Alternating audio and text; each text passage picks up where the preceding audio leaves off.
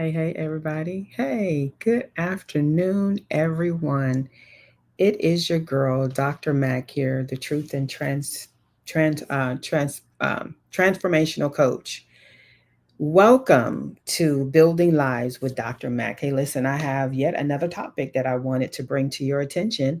I won't be before you long, but I wanted to make sure that I drop this nugget for many of you who are in the process. If you haven't done so already, this is the time of year where many people are casting visions, if you will.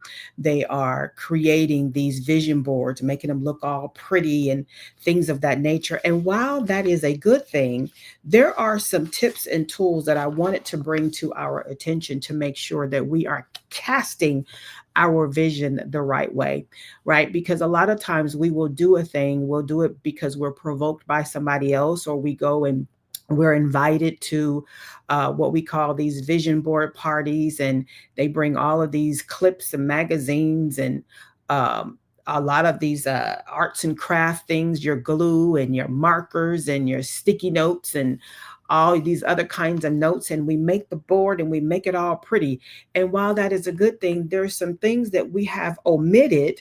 I've been guilty of that also in past. And so I wanted to circle back to make sure that when you are casting your vision, per se, when it's a visual thing, you want to make sure that you are connecting the dots, right? You want to make sure that you are crossing every T and you are dotting every I.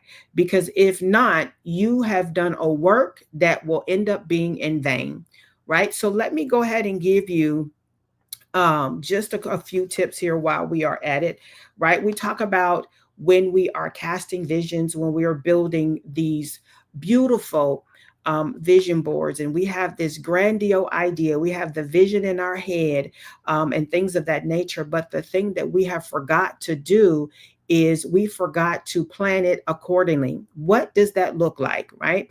So what we do is while we go, we collect all of these beautiful things, these clip arts. We collect the magazines, we grab the glitter bottles, the arts and craft, the glue, the scissors, and whatnot. We purchase these beautiful boards and all of that kind of stuff. And so, what we forget to do is because we're excited, right? We are super excited about doing it. We're super excited about, we have this vision in our head of what it's supposed to look like, or better yet, we have this vision that has been planted in our head because of a seed that was sown in our ear, meaning someone invited us to the table so that we can be all artsy crafty, but we didn't sit down to plan it accordingly, right? Habakkuk 2:2 says to write the vision out and make it plain. It didn't say per se to go and uh, um, paste it and things of that nature. So, but for the interest of time and the interest of the subject, I want to make sure that we have what we need so that when we're casting these visions, when we're writing out these, when we're planning out these vision boards, we're not just doing a pretty thing and then we put it off to the side and we go on about our business. We don't want to do that, right? And so, what we do is this. The problem is, and if you have notes, go ahead and take these notes. The problem is this: we don't stick to the vision, right? And so, if you think about a vision board, it can become chaotic. You have some people that would do these beautiful vision boards, but the reality of it is, when you stop and look at it from afar, it's not so pretty. Instead, it is chaotic. Why? Because it has stuff all over the place. There is no streamline to it. It lacks strategy. It lacks focus. It lacks attention to detail. And what I mean by, yes, you paid attention to the detail when you put it together, but it is lacking the attention to the detail in terms of your goal regarding the vision that you had, right? And so what happens is there's no clear pathway to you achieving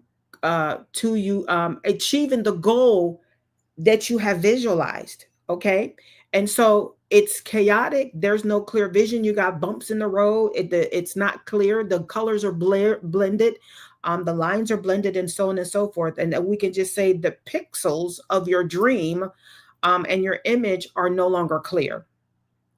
Right. And so In order to do this with accuracy and with excellence, you have to have a clear vision. What does that mean? You got to start from the drawing board, not the board in which you purchase to create the board, but you have to start from the drawing board. What does your vision look like? Have you measured it? Is it something that is smart? Have you, I'm going to give you the SMART goals, SMART. Is it something you need, something that's very specific? Sometimes we will get overzealous because we have all of these things that we want to do. And then what happens is we get our hands in a whole bunch of buckets and we come out with a bunch of mess because we're not sticking to the script. We're not doing one thing at a time. Right. And so, in order for us to do this, the best thing for us to do is this: we want to write the vision down. What does that vision look like to you? And if you have a trusted person, meaning they're not going to take your idea and run with it, but rather they're going to keep it at your feet, but rather hold you accountable. It's okay to share it with one person. I said that's if you have a trusted person. Share it with them, someone that knows you, someone that knows how you think, someone that can push you forward into achieving that dream and or vision that you have set before you, right? And so you want to write it down, right? And so you want to make sure you write this thing down, write it all the way through. Is it specific? Is it smart?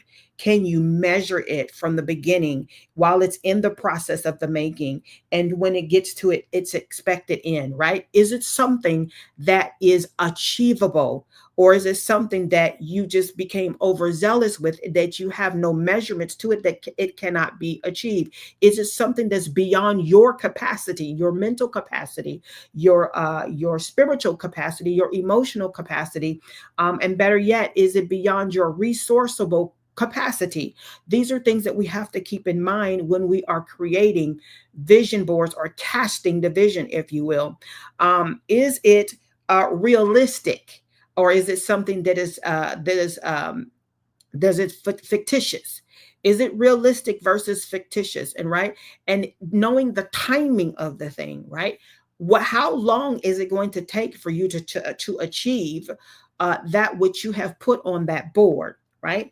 And so the second piece of that is knowing the accountability, having that accountability that's going to ride you, that's someone that's going to walk with you, or someone's, if you will, that's going to walk with you very closely to make sure that you are connecting dots, to make sure that you are crossing every T, to make sure, or you are putting the boots on the ground. As I say, that means putting the boots on the ground. You're doing the necessary work, that you're putting your hands to the plow. That means you don't have a problem rolling up your sleeves and being able to do the work, and being able to do the work strategically and effectively, working smarter and not harder. Sometimes we will work and we will work and we will work and we will work and we will work. We don't even have time to refresh our brain by way of, you know what, let me take a pause for the cause. Let me rest. Let me get some sleep so that my mind can be refreshed. These things are important in order for us to achieve that which we saw, right? When we're talking about this, so being able to identify, is it a short term? Do you have your short term goals in place? And do you also have long term goals in place where necessary? Sometimes you may not need a long term goal in order to achieve that goal, but rather you definitely need a short term goal. And I'll just, for the interest of conversation, I'll even say a middle term goal. That means, what is it going to take to get you there, right? To that middle part of that, of achieving that goal, to get you over that hump, if you will. Do you have those things written down? Because if you don't, you're going to cause a hiccup in the road. What are your milestones, or where are your milestones? Have you put these milestones in place so that you know, okay, this is a measurement. I know if I do this, I can get to this point. It's no different than a person who's writing a book. There's a very good book writing coach that I have, or that I had in past. She was one person that would often tell us that if you can't, you don't have to sit sit all at one time to write the book, because that's not realistic. Although some people do that, they have that kind of time on their hands. But if you are a person who has who understands life balance, you have a family, you work, and all of these things, you just take a few minutes at a time, you few minutes a day, that helps you to get to that to achieve that goal. That's called milestones. So you create these daily or weekly or every other day, whatever is tickles your fancy, if you will. You create these milestones that will help you progress and able to achieve said goal, right? And so that's you measuring your process, right? You're measuring your process and your progress, right? And you're making sure that these milestones that you're putting in place, they are achievable. They don't cause you to exceed your mental and your emotional capacity, or better yet, even your financial capacity, right? You also need to make sure that you are thinking things through. And when you're thinking the things through, you're thinking them through in detail. What does that look like? Who, what, when, where, and why? All of these things are important. And when it comes to achieving a goal of your casting your vision, setting up your vision plan, because if you don't put all of these things into place, what happens is you just got busy doing a work. You got busy buying all of these things, wasting your time, clipping all of these clip arts, wasting glitter and glue and the like. And you made this beautiful board. And although the board is beautiful, what ends up happening is 9 times out of 10, it'll end up in your corner or just end up on a wall, and you're just looking at it periodically, and you become frustrated because you're like, well, wait a minute, I put all this stuff that was in my head or even in my heart on this board, and I haven't achieved anything. And that the reason for that is because people don't explain to us as people, when we are in the process of creating these vision boards or casting these visions, as some people would say, we don't put the necessary things in place. We don't think it through, or should I say, we don't write it through, right? This very interesting about the whole scripture, Habakkuk 2:2, when it says to write the vision. Because when you write it out, then you can walk it out in that order. When you write it out, you have a guide. You have a map, if you will. You have something that will help navigate through every milestone that will help you get to the end goal, right? Right. So when you think about this whole thing with a vision board, casting your vision, if you will, however you want to name it, we must be very, very careful, right? When we think about when you go to the eye doctor, whether it is an ophthalmologist or an optometrist, right? And so you get past the first stages where they check your eyes, they blow the air in your eyes to make sure you don't have glaucoma and all of these things, and then they take you to the next station, if you will, right? The next station, after they've done all these things with the machine, the next station is where you meet the doctor. They put you in the chair. They put this whole machine in front of you that looks like a pair of glasses that are connected to the bigger part of the machine. And this thing is, they can adjust these lenses to make sure that your vision is clear. Right. And so what happens is, when we build these vision boards, a lot of times we don't put on the right spectacles so that we can see past the piece of paper, so that we can see past the clip art, so that we can see past all of the beautiful colors and the painting and whatnot.